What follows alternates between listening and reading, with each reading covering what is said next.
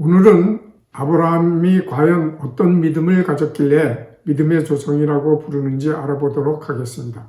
이런 점을 이해하기 위해서는 우리는 구세주라고 믿는 하나님이나 그리스도께서 어떻게 역사를 해서 사람이 구원을 받는지에 대해서 먼저 간단히 상고해 보겠습니다. 우선 하나님께서는 전능성을 가지고 일방적으로 역사하십니다. 이런 것의 대표적인 예가 창세기 1장에 기록된 창조와 관련된 사역입니다. 이런 하나님의 역사를 엘로힘적 역사라고 부르겠습니다. 다음에는 하나님께서 사람과 관계를 갖고 교제하며 사랑하며 아가페를 위해서 역사하십니다. 이런 역사의 방식을 여호와적 역사라고 부르겠습니다. 다음에는 하나님께서 성령을 사람의 몸속에 보내셔서 즉 임마누엘하게 하셔서 역사하시는데 이런 역사의 방식을 임마누엘적 역사의 방식이라고 부르겠습니다. 이런 세 가지 역사의 방식을 연속적으로 하시면서 궁극에는 사람의 심령과 성령이 하나로 아가페됨으로 구원이 이루어지는 것입니다. 이런 점들을 마음에 두면서 이제부터 아브라함이 어떻게 구원받고 성숙했나를 알아보겠습니다.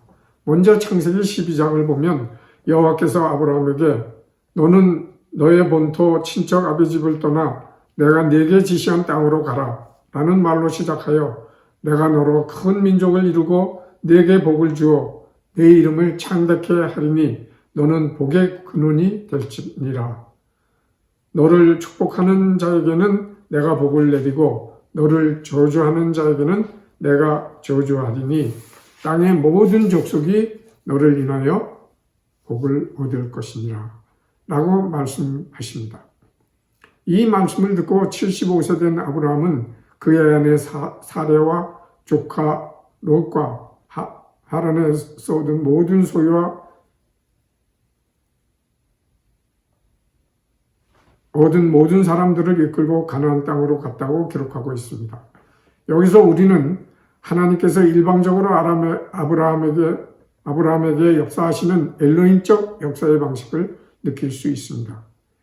이런 일이 있기 전에 셈의 후예요 아브라함의 아비인 데라에 대한 기록인 11장 26절에서 32절을 보면 데라는 70세의 아브라함과 나홀과 하란을 갈대아 우르에서 낳았고 하란은 롯을 낳았는데 하란이 데라보다 먼저 죽었습니다. 아브라함은 자기의 이복 동생 사레와 결혼하였으나 자식이 없었습니다. 어쨌든 아브라함이 여호와로부터 가나안으로 가라는 명을 갈대아 우르에서 들었으나 데라가 가장이니까 데라가 주동이 되어 우르를 떠나 가나안 땅으로 가려다가 하란이라는 곳에 머물렀습니다. 그리고 그곳에서 205세 때 데라는 죽었습니다. 여기서 우리는 여호수아 24장 2절을 참조하면 데라는 여호와를 믿지 않고 잡신을 믿었습니다. 그러니까 아브라함을 포함한 그의 식구들도 모두 잡신을 믿고 있었습니다. 그런데 여호와께서 느닷없이 아브라함에게 나타나서 큰 민족을 이루고 복을 받을 것을 것 등등을 말씀하면서 가나안으로 갈 것을 지시합니다.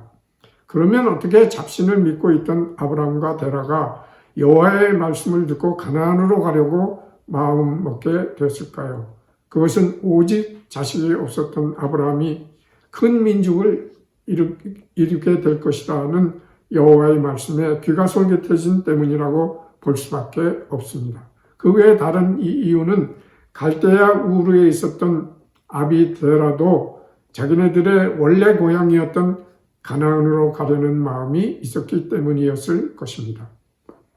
사도행전 7장 2절에서 4절을 참조하면 이런 말을 짐작할 수가 있습니다. 한 가지 지적할 것은 사도행전 7장 4절을 보면 아브라함이 하란에서 아비데라가 죽은 후에 하란을 떠나 가나안으로 갔다고 기록하고 있습니다. 그런데 창세기 12장 4절을 보면 아브라함이 하란을 떠날 때 그 나이가 75세라고 기록되어 있습니다. 그렇다면 데라가 아브라함을 낳았을 때의 나이는 135세가 되어야 합니다. 그런데 창세기 11장 26절에는 데라가 70대에 아브라함과 나홀과 하란을 낳았다고 기록하고 있습니다. 어느 것이 맞는지는 모르겠지만 성경에는 약 1, 2% 정도의 오류가 있다고 학자들은 말합니다.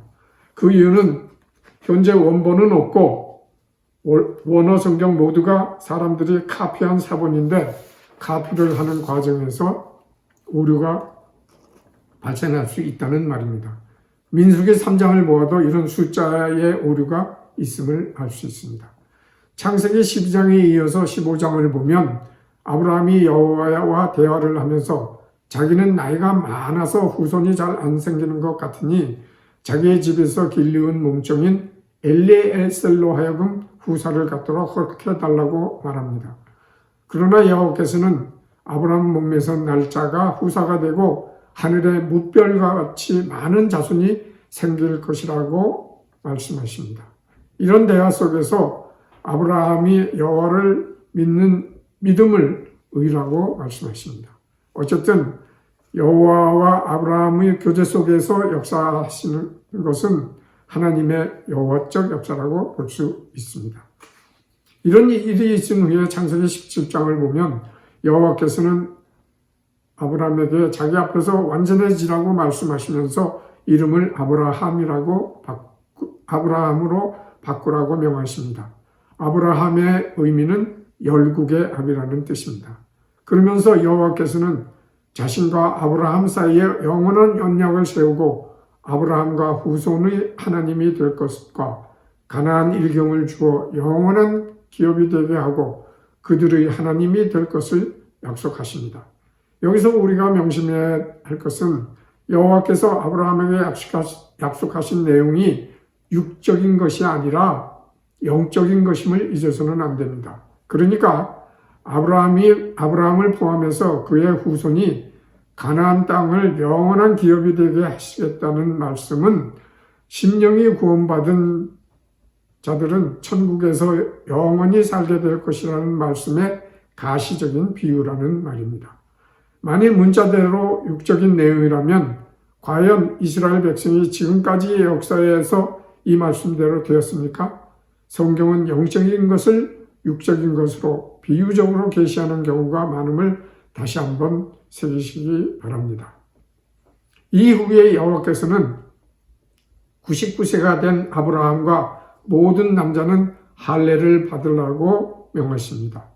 이 말씀에 이어서 남자는 난지 8일 만에 할례를 받을 것을 명하십니다. 무슨 말입니까? 99세 된 아브라함은 영적으로는 아직 8일밖에 안 된 아기라는 의미입니다. 그러니까 10절에서부터 12절의 의미는 영적 측면에서의 할례를 암시하고 있다는 말입니다. 실제로 우리의 외적 육체와 중심인 심령이 거룩하게 되려는 주제를 가진 레위기 26장 41절을 보면 할례가 마음이 낮아지는 것임을 암시합니다. 이어서 하나님과 아가페하여 즉 제1계명을 바로 지켜서 심령이 구원받음을 주제로 한 신명기 10장 16절은 마음의 할례를 언급합니다. 그리고 이후의 모든 신구약 성경은 마음의 할례에 대한 경우, 이방인의 할례에 대한 경우 외에는 모두 마음의 할례라고 계시합니다. 여기서 마음의 할례는 자기 부인의 의미임을 쉽게 알 수 있겠지요. 어쨌든 여호와께서는 아브라함에게 할례를 명하시기 전에 이름을 아브라함이라고 고쳐주신 것은 본성이 달라지는 의미입니다. 즉 마음이 자기 부인된 사람은 성령을 아가페하여 임마누엘을 심령에 이룩함으로 구원받을 수 있음을 암시하는 것입니다. 여자의 경우에는 할례가 해당이 안 되므로 여호와께서는 사레의 이름을 사라로 고쳐주시면서 본성이 달라짐, 즉 열국의 어미가 됨을 시사하십니다. 이런 후에 여호와께서는 18장에서 아브라함의 심령에 임마누엘 하시는 임마누엘적 역사를 행하십니다. 그런데 이런 것도 육적인 것으로 계시하십니다. 즉 세 사람이 아브라함 앞에 나타나는데 이들에게 발 씻을 물을 주고 음식을 대접합니다. 여기서 발 씻을 물을 준다는 것은 상대방을 자기에게로 또는 자기 집으로 영접한다는 이스라엘의 풍습입니다. 중동 지방은 사막이기 때문에 낮에는 더워서 구두같이 생긴 신발을 신지 못하고 샌들 같은 신발을 신습니다. 그래서 모래먼지가 많이 발에 묻기 때문에 어느 집을 방문해서 초청을 받으면 집에 들어가기 전에 발을 씻는 풍습이 있는 것입니다. 그래서 창세기에서는 하나님 실제로는 성령을 자기 심령에 영접하여 구원받음을 동행, 발 씻은 물을 주어 영접함, 남자가 여자를 아내로 삼고 아가페하거나 부부의 육체 관계에서 여자에게로 들어간다는 말로 표현함으로써 가시적으로 비유적으로 계시합니다. 어쨌든 아브라함에게 온 세 사람은 하나님이요 천사를 말합니다. 호세아 12장 3, 4절을 보면 잘 알 수 있습니다. 이 중에서 아브라함이 영접한 분은 하나님입니다. 왜냐하면 그들이 떠나서 롯에게 갔는데 그들을 그 사람들이나 두 천사, 때로는 두 사람이라고 말하기 때문입니다. 그러니까 아브라함과 롯은 하나님의 임마누엘적 역사를 통해서 영적으로 구원받은 사람임을 보여주는 것이 18장과 19절의 말씀입니다. 이와 같이 구원받은 아브라함은 이웃을 아가페하는 모습을 보여주는 장면이 창세기 18장 16절에서부터 30절에서 볼 수 있습니다.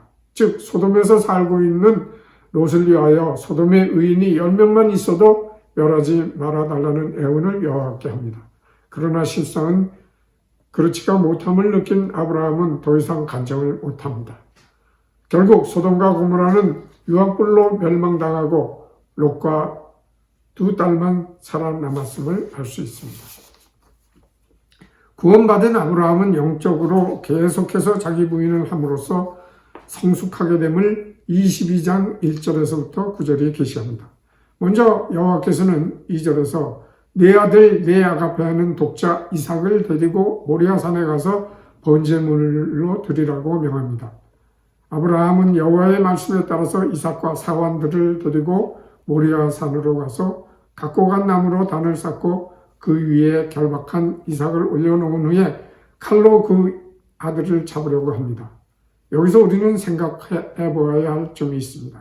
사람이 자기 자식을 어떻게 이렇게 할 수 있는 것이 흔히 있을 수 있는 쉬운 일입니까? 전혀 아닙니다.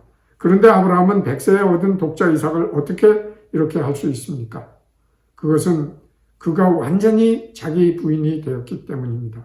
이런 점은 하나님의 사자가 12절에서 내 아들 내 독자라도 내게 아끼지 아니하였으니 내가 이제야 내가 하나님을 경외하는 줄을 아노라 라고 말하는 데서 짐작할 수 있습니다.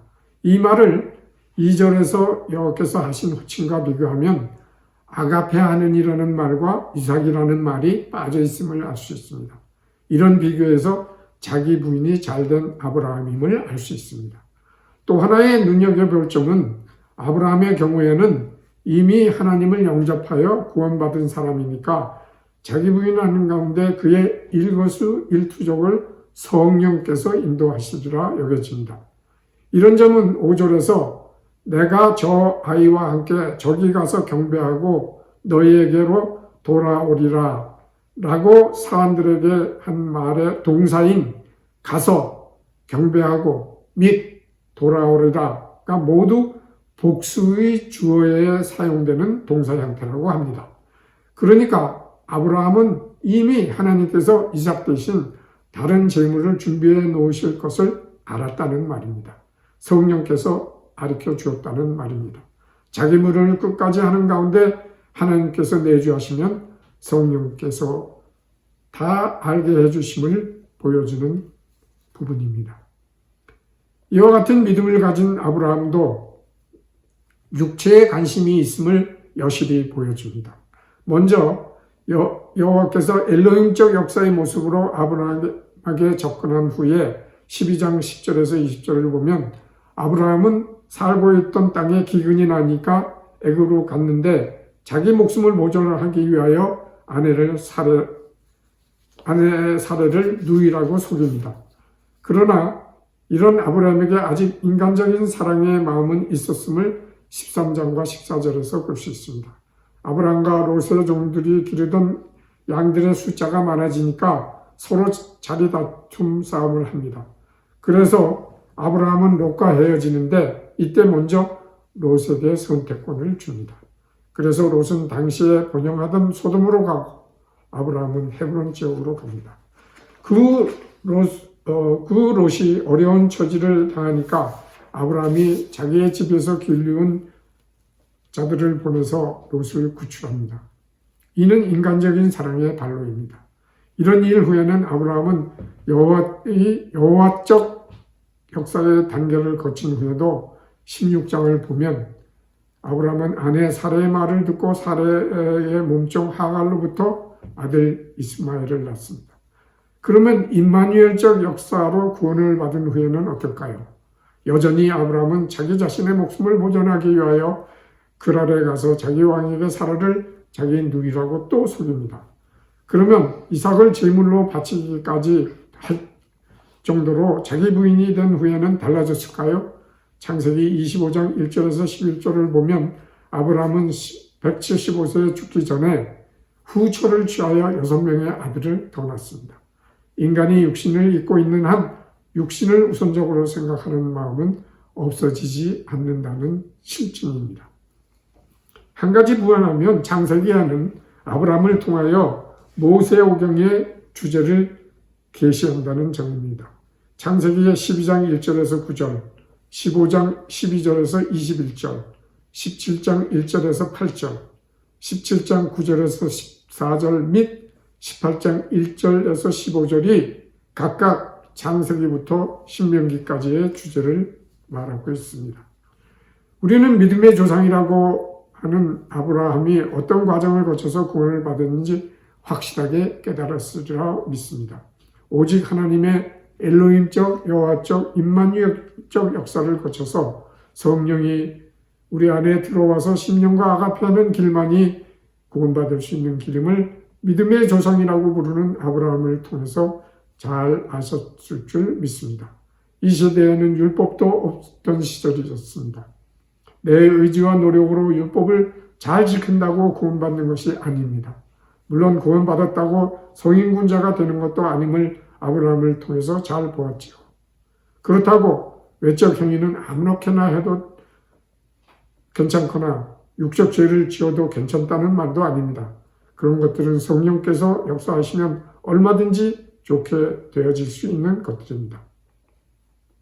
여러분, 아무쪼록 먼저 우리의 심령이 하나님과 함께 하나가 되는 임마누엘 또는 아가페가 우리 심령에서 이루어져서 하나님의 자녀가 되는 권리를 먼저 획득한 후에 나머지는 자기 부인하는 가운데 하나님께서 인도하시는 대로 따라가게 되어지는 우리 모두가 되기를 간절히 기원합니다.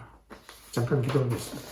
아버지 하나님, 믿음의 조상이라고 하는 아브라함을 통해서 하나님께서는 엘로힘적, 여호와적, 임마누엘적 역사로